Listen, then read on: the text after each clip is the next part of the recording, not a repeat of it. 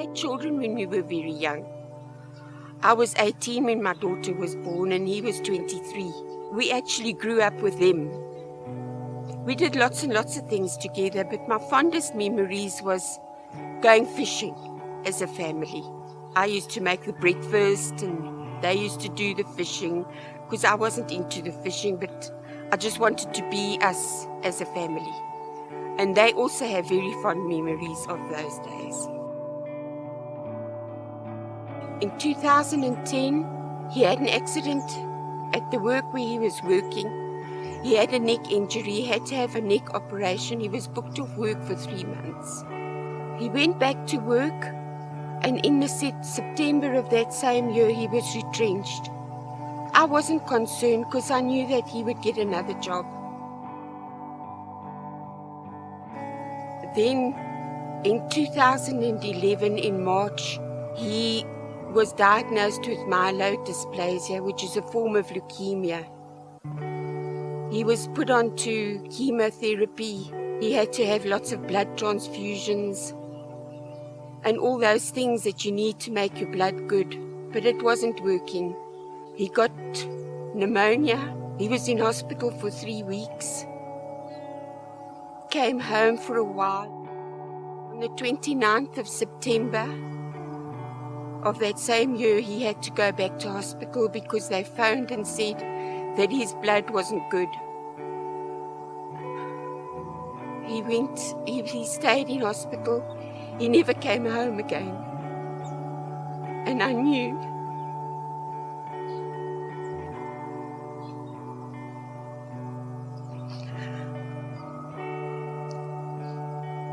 that the Lord was preparing me, that he wasn't coming home. I even told my granddaughter and my daughter-in-law, and they were upset and they said I mustn't talk like that, but I just knew. And then in October, the beginning of October, he was put into an induced coma. I never heard his voice again. But still we used to go every day, alternated with the children. 4th of November. The doctors had phoned and said they need to put off the machine because it wasn't coming right, and he was just very, very ill.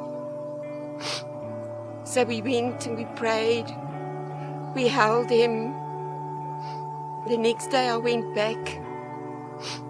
He took his last breath and he was just so at peace. And I knew that he'd gone to the Lord. It hasn't been very easy for me, but I've got through it knowing that the Lord's with me every day, hugging me and giving me encouragement to face each day.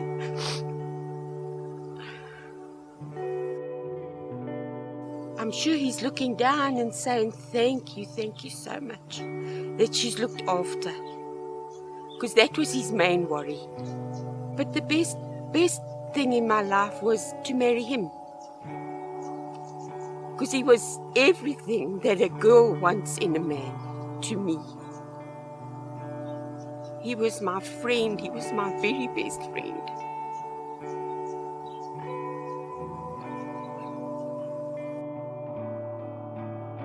I grappled with the Lord and I used to say to him, please just save my husband. We've got so many plans of what we would like to do with our future. I felt that we didn't do things that we wanted to do, and we should have done them, because I feel that if you want to do something, if possible, do it. Because life is so short.